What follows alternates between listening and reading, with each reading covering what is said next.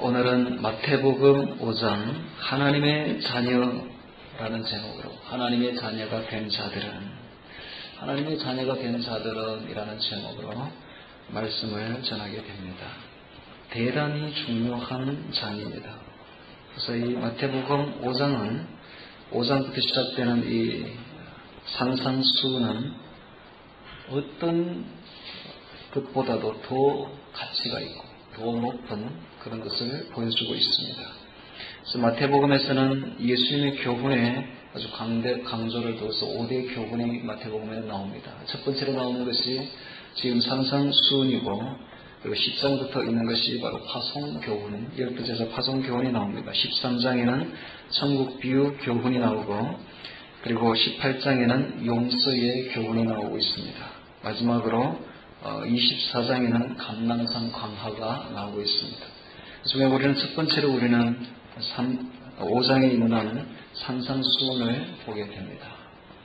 제법 깁니다. 5장을 이렇게 쭉 보면은 48절까지 이렇게 되고 있는데 한 절 한 절이 금싸라기보다도 더 귀한 말씀으로 이루어져 있습니다. 이 감람산 강화는 예수님께서 공생의 초기에 갈릴리에 있는 바로 하틴산에서 12제자를 세우시고 난 뒤에 밤새도록 기도하고 12제자를 세우시고 난 뒤에, 그리고 병자들을 다 치료하고 난 뒤에 그 하틴산 언덕에서 팽팽한 분지에서 여러 사람들을 모아놓고 처음으로 하신 말씀이 바로 이게 산상수훈이 되는 것입니다. 이 산상수훈을 들어보면은 대단히 중요한 이야기들로 되어 있는데, 왜 중요하냐? 한마디로 이야기하면 하나님의 자녀가 된 자들은 이렇게 행해야 된다 하고 말하고 있는 것입니다. 하나님의 자녀가 되는 것이 대단히 중요해요. 하나님의 자녀는 어떻게 하나님의 자녀가 되는가? 예수님은 분명히 하나님의 아들입니다. 예수님은 분명히 하나님의 자녀입니다. 하나님의 아들입니다. 그러므로 우리가 하나님의 자녀가 되려면은 예수님의 영을 우리의 가슴 속에 받아들여야 돼요. 예수님과 연합되어야 돼요. 예수님과 연합되면은 우리가 하나님의 자녀가 되는 것입니다. 하나님의 자녀가 되는 것은 대단히 큰 문제입니다. 저 천국에 가서 우리가 하나님의 아들이요 하나님의 딸이라고 불리어지는 것은 엄청난 사실입니다. 하늘에 있는 모든 천국의 모든 것이 다 우리 것이 되는 것입니다. 하나님 것, 내 것 다 되는 것이죠. 하나님의 권세, 내 권세, 하늘에 있는 모든 왕궁과 그 보화가 다 우리 것이 되는 것입니다. 우리는 하나님의 양자요 아들이요 상속자가 되는 것입니다. 그러므로 하나님의 아들이 되는 것만큼 중요한 것이 없습니다, 여러분. 그럼 하나님의 아들은 어떻게 되는가? 대단히 중요한 문제입니다. 그것은 예수님은 하나님의 아들이기 때문에 우리가 예수님과 연합해버리면 자동적으로 하나님의 아들이 되는 것입니다. 하나님의 자녀가 되는 것입니다. 할렐루야. 비밀은 여기에 있습니다. 비밀은. 어떻게 우리가 예수님과 연합하느냐가 비밀인 것입니다. 예수님과 연합하는 것이 첫 번째 조건, 제일 중요합니다. 예수님과 연합을 해버리면, 예수님의 마음을 받아버리면, 우리가 그래서 예수님을 닮아가려고 하면 이렇게 됩니다. 5장처럼 되는 것입니다. 지금 5장에 나오는 말씀은 세상의 말이 아닙니다. 세상과는 완전히 차원이 틀린 말이에요. 이건 천국의 이야기인 것입니다. 이건 영원 세계에 대한 이야기요, 하나님의 아들에 대한 이야기인 것입니다. 하나님의 자녀에 대한 이야기인 것입니다. 그러므로 이 이야기를 세상적으로 보면 이해가 안 되는 말들로 되어 있습니다. 세상의 관점으로서는 도저히 볼 수 없는 그런 이야기들로 되어 있습니다. 그래서 우리는 하나님의 자녀가 어떻게 되는가를 깊이 깨달아야 됩니다. 평생을 교회를 다녀도 예수님과 연합되지 못하고 하나님의 자녀가 되지 못한 사람이 있습니다. 종교 생활만 하는 사람들이 있는 것입니다.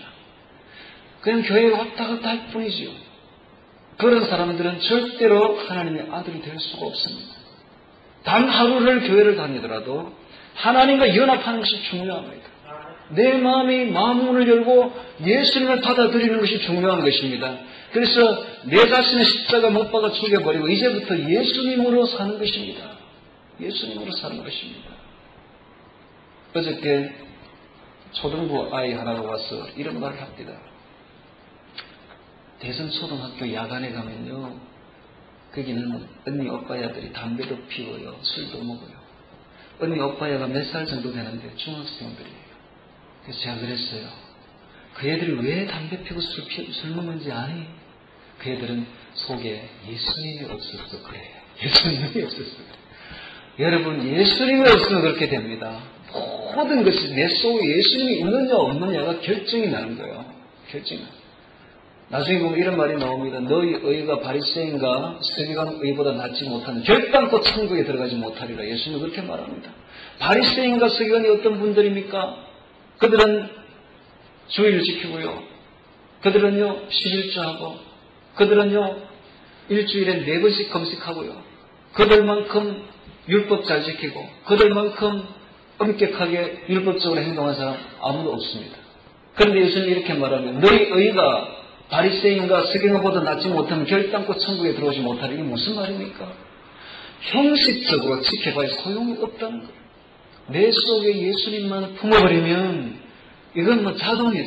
자동적으로 이렇게 된다 이 말입니다. 그래서 우리가 예수님을 우리와 연합하는 것이 대단히 중요하고 연합한 분들만 볼 수 있는 책이 바로 마태복음 5장입니다. 그래서 아직 예수님을 가슴에 품지 못한 분들은 연합하지 못한 분들은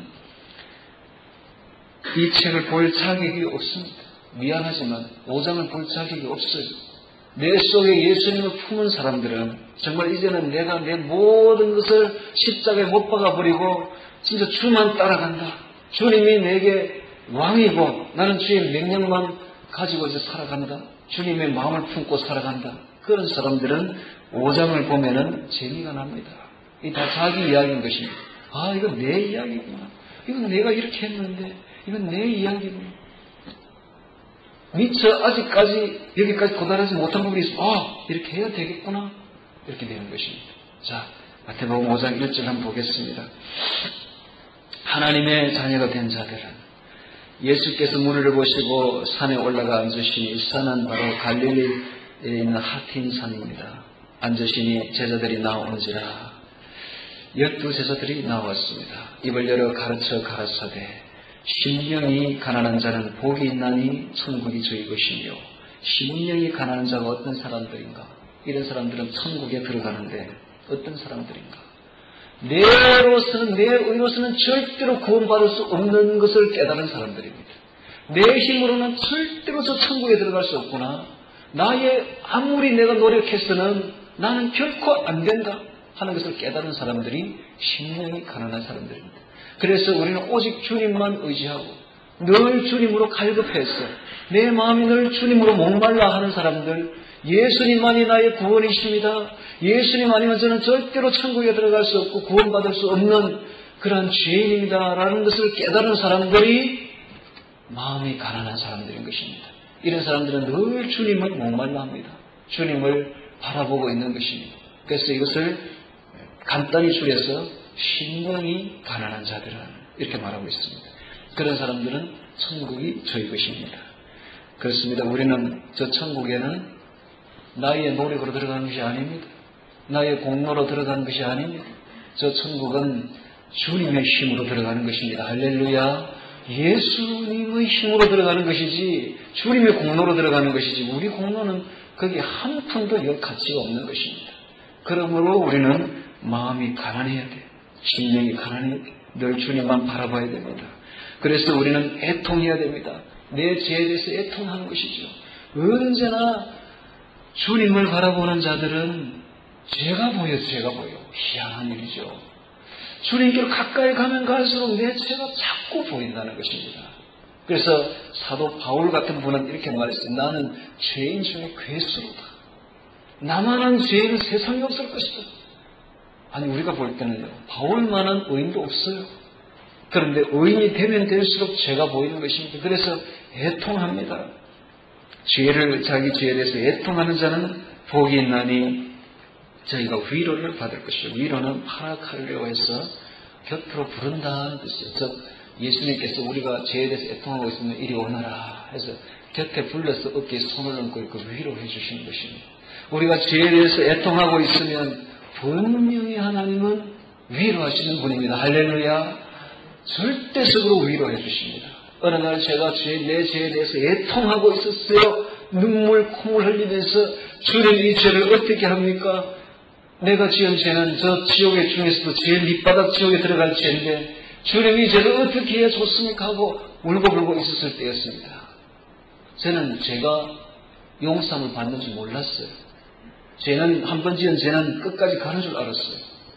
그래서 울고불고 하고 있으니까 우레와 같은 음성이 제 속에서 들리기 시작합니다. 너희의 죄는 모두 다 사함을 받았느니라. 저는 그 음성을 지금도 똑똑하게 기억하고 있습니다. 처음으로 예수님 믿었을 때 처음으로 받았던 그 음성은 얼마나 기쁜 음성인지 위로를 주십니다. 세 번째로 온유한 자는 복이 있나니 저희가 기업으로 받을 것이요. 온유한 자는 제일로 세상에서 온유한 자는 바로 예수님이십니다. 나는 마음이 온유하고 겸손하니 내 멍에를 메고 내게 배우라. 오래 참아야 됩니다. 저 천국에 들어갈 사람들은 온유해야 됩니다. 땅을 기업으로 받는다 그랬는데 이 땅뿐만 아니라 이 땅은 또 천국을 말하고 있습니다. 저 천국은 누가 차지하느냐? 온유한 자가 차지합니다. 온유한 자는 어떤 사람이냐? 하나님을 사랑하고 하나님을 섬기고 사람들을 사랑하는 사람들. 이런 사람들이 바로 온유한 성품을 가집니다. 보십시오. 영웅들은 총과 칼과 창과 대포로서 일시적으로 정복을 했을지 몰라도 예수님은 십자가의 사람으로 세계를 정복했습니다. 그것도 영원히 온유한 예수님은 세계를 정복하고 말았습니다. 우리도 예수님 따라서 이제 하나님의 아들이 되었다면, 자녀가 되었다면 온유해야 될 줄로 믿습니다. 오래 참아야 돼요. 사랑으로 겸손히 온유해야 되는 것입니다. 이 온유가 힘이 없는 것이 아닙니다. 온유는 가장 힘 있는 자들이 나타내는 것이 바로 온유라는 것을 기억하시기 바랍니다. 그 다음에 의에 줄이고 목마른 자는 복이 있는 저희가 배부를 것입니다. 의는 칭의를 말합니다. 이 칭의는 예수 그리스도를 믿어야 어렵다고 하나님이 우리를 인정해 주시는 것입니다. 우리의 의로서는 절대로 하나님께 어렵다고 인정 못 받아서 의라는 것은 죄와 반대되는 개념인데 우리가 죄 없다, 의롭다 함을 받으려면 예수님을 믿어야 돼요. 예수님을. 그래서 예수님에 대해서 의는 바로 예수님입니다. 여러분 한자를 보시면 참 재미있어요. 의로울 어자를 한번 써보세요. 양양자에다가 나자를 다시 풀어보면 손수에다가 창무예요. 내 손으로 창을 잡고 양을 찔러서 죽여서 피로써 내가 의롭다 함을 받는다는 뜻이 여기에 들어가 있습니다. 즉 예수님, 우리의 속죄양 되신 예수님이 바로 우리의 의인 것입니다. 그래서 예수님의 줄이고 의에 줄이고 목마른 자는 복이 나니 저희가 배부를 것이며 긍휼히 여기는 자는 복이 나니 저희가 긍휼히 여김을 받을 것이며 긍휼히 여긴다. 여러분 우리가 하나님으로부터 받은 그 긍휼은 이루 말할 수가 없습니다. 우리가 죄를 사함받은 그 죄악에 대한 우리가 하나님께 받았던 그 긍휼은 이루 말로 표현할 수가 없습니다. 무엇으로 이것을 다 비유할 수 있겠습니까? 이렇게 하나님으로부터 긍휼히 여김을 받은 사람은 다른 사람의 불쌍한 모습에 대해서 우리도 긍휼히 여기게 됩니다. 이게 바로 선한 사마리아인이 되는 것이죠. 선한 사마리아인은 그냥 되는 것이 아닙니다. 우리가 먼저 하나님께 긍휼히 받음을 받았기 때문에 선한 사마리아인이 되는 것입니다. 우리 모두 하나님 거로부터 긍휼히 여김을 받았다면 우리도 다른 사람의 아픔에 대해서 긍휼히 여겨야 될 줄로 믿습니다.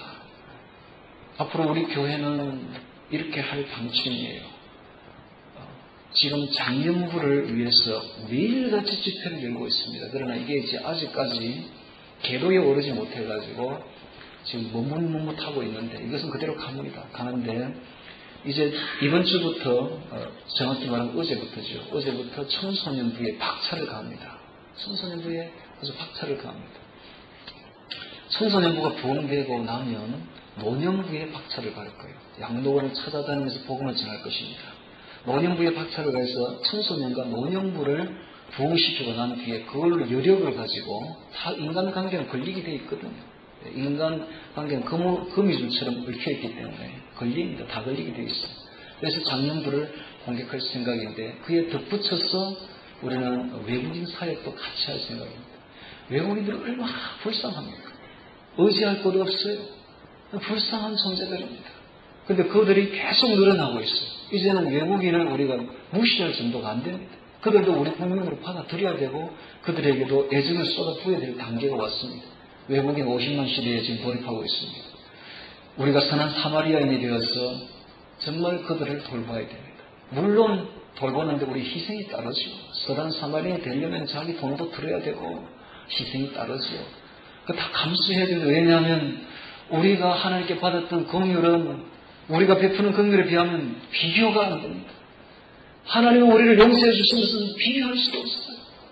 그러므로 긍휼히 여겨야 되는 것입니다. 긍휼히 여기는 자는 복이 나니 저희가 긍휼히 여김을 받을 것이며 마음이 청결한 자는 복이 나니 저희가 하나님을 볼 것이며 다윗은 이렇게 말합니다.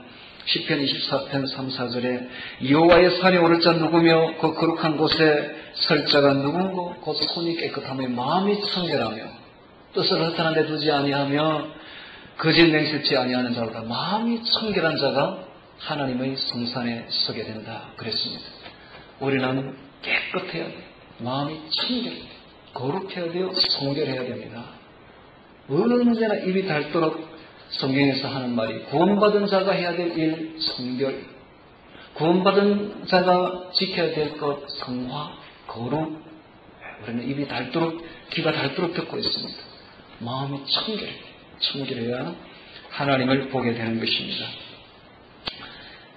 10절에 보니까 의를 위하여 9절에 보니까 화평케 하는 자는 복이 나니 저희가 하나님의 아들이라 일컬음을 받을 것이며, 자, 하나님의 아들은 제가 초대에도 이야기했습니다만 어떻게 되는가? 원리는 이렇습니다. 예수님이 하나님의 아들이므로 예수님과 연합하면 하나님의 아들이 됩니다.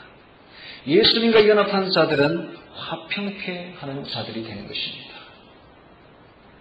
지난번에 어떤 대학 교수가 졸업식장에서 학생들에게 졸업을 시키면서 이런 말을 했어요. 여러분, 학교에서는 여러분에게 지식을 가르쳤습니다만은 여러분, 지식은 아무것도 아니다. 세상에 나가보면 지식은 아무 쓸데가 없고 별로 쓸데가 없고 진짜 배워야 될 거는 여러분 못 배우고 나간다. 진짜 배워야 될 게 뭔가? 바로 거미줄처럼 얽힌 인간관계다. 이 인간관계를 어떻게 잘 활용을 해서 내가 그들에게 화평케 해서 인간관계를 잘 하는 사람은 성공한다. 그러나 인간관계를 잘 못하면 아무리 지식이 있고 아무리 능력이 뛰어나도 실패할 수밖에 없는 것이 세상이다. 그런 말을 했대요. 얼마나 기가 찬 말을 했습니까? 여러분, 이 세상은요, 인간관계로 얽혀 있어요. 아무리 능력이 뛰어나도 인간관계 안 좋으면 아무도 그 사람에게 대면하지 않습니다. 여러분, 인간관계야말로 성공의 지름길인 것입니다. 우리가 어떻게 인간관계를 잘할 수 있는가? 화평케 해야 돼요. 하나님의 아들처럼 화평케 해야 돼요. 화평케 하는 자들은 하나님의 아들의 일컬음을 받습니다. 그런 자들은 세상에서도 성공해요. 그리스도인이 되어서 세상에서 성공 못하면 그건 문제가 있는 사람들이에요. 정말 인간관계를 잘 유리하게 잘 맺어 나가야 될 줄로 믿습니다. 화평케 해요.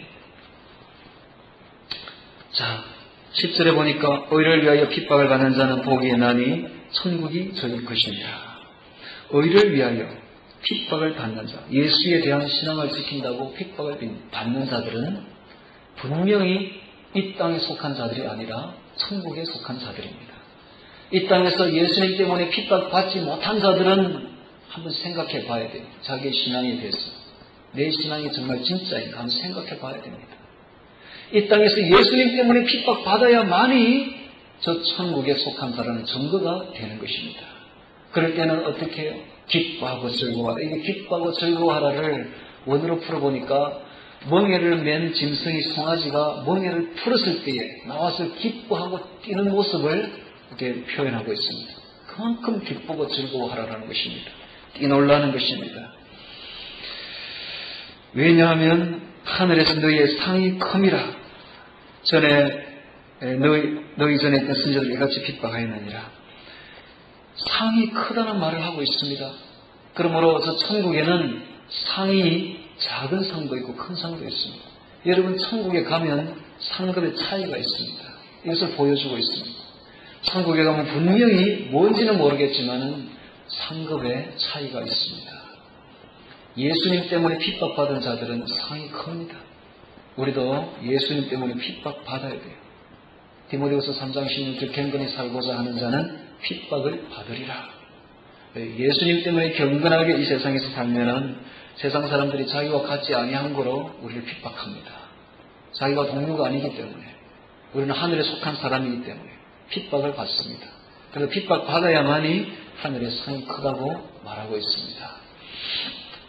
자, 하나님의 자녀가 된 자들은 또 어떻게 되는가? 13절 보겠습니다.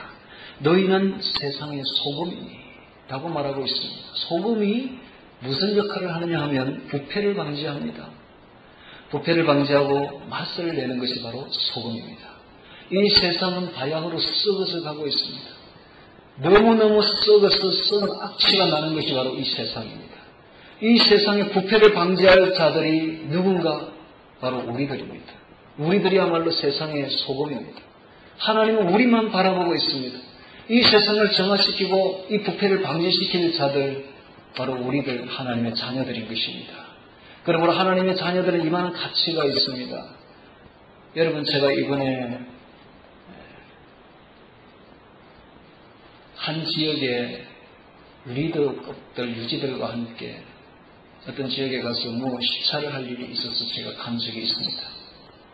버스간에 같이 동승을 했는데 12인승 버스에 올랐는데요. 그때부터 시작해서 돌아올 때까지 제 귀가 더러워서 미치겠지. 나이 든 사람들이 하는 말이 어떻게 그렇게 더러운 말만 하는지 정말 놀랐습니다.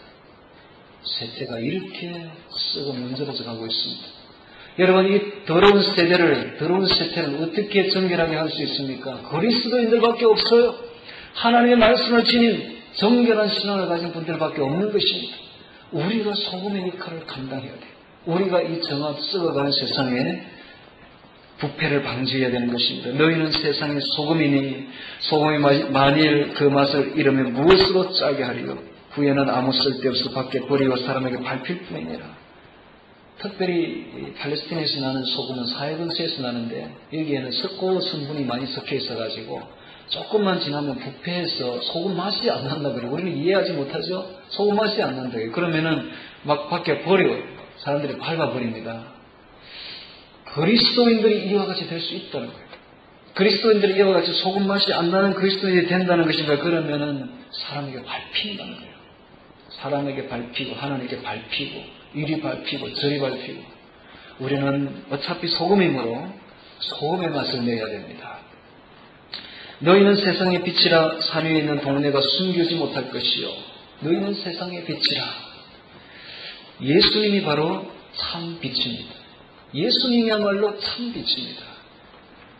요한복음 8장 12절 나는 세상의 빛이니 나를 따르는 자는 어둠에 다니지 아니하고 생명의 빛을 얻으리라. 예수님이 바로 세상의 참 빛이라고 말하고 있습니다. 데살로니가전서 5장 5절에 너희는 다 빛의 아들이요 낮의 아들들이라 그렇게 말하고 있습니다. 우리는 빛의 아들이요 낮의 아들입니다. 참 빛은 예수님입니다. 그러므로 예수님의 빛을 우리가 늘 받아야 돼요. 받아서 그 빛을 우리는 세상에 비추어야 되는 것입니다. 그래서 우리는 빛을 반사하는 성도들이 되어야 됩니다. 빛의 아들들이 되어야 됩니다. 에베소서 5장 9절에 빛의 열매는 모든 착함과 의로움과 진실함에 있느니라. 빛의 열매는 모든 착함과 의로움과 진실함에 있다고 말하고 있습니다. 그 결과는 착함과 의로움과 진실함으로 나타납니다. 15절에 보니까 사람이 등불을 켜서 말 아래 두지 아니하고 등경 위에 두나니 이러므로 집안 모든 사람에게 비치느니라. 빛이 된 성도들은 은둔하지 않습니다. 숨지 않습니다. 바깥에 드러나서 사람들에게 비추는 것입니다.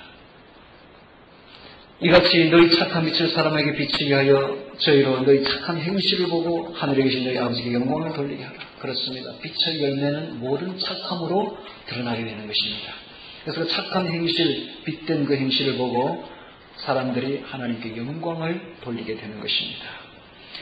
자, 하나님의 아들이 된 자들에게 주님께서 주시는 말씀, 이제 율법을 재해석합니다. 율법의 창시자요, 율법의 제 해석자이신 예수님께서 오셔서 율법의 완성자로 오셨습니다. 율법을 주신 분도 예수님이요, 율법을 완성시킨 분도 예수님입니다. 율법은 뭐 하는 것이 율법이냐면 구원의 필요성을 일깨우는 것이 바로 율법입니다. 율법을 보고 있으면 우리가 죄인이구나 하는 것을 깨닫게 됩니다. 그래서 우리가 구원받아야 되겠구나 하는 것을 깨우쳐주는 것이 구약의 율법의 역할입니다. 그럼 이것은 완성되지 못한 것이에요. 완성은 예수님께서 와서 하신 것입니다. 불완전하고 부분적인 율법을 완성시킨 분은 바로 예수님입니다. 그러므로 예수님께서 오셔서 율법을 재해석해서 완성시켜 주시는 것입니다. 지금부터 17절부터 보시는 것은 너희는 이렇게 들었으나 나는 너희에게 이렇게 말하노니 함으로써 율법을 완성시켜 주시고 있는 부분을 볼 수가 있습니다. 17절 보겠습니다. 내가 율법이나 선지자나 피하러 온 줄로 생각지 말라. 피하러 온 것이 아니요 완전케 하려 함이로라. 완전케 하려 오셨습니다. 진실로 너희에게 이르노니 천지가 없어지기 전에는 율법의 1.1액이라도 반드시 없어지지 아니하고 다 이루리라.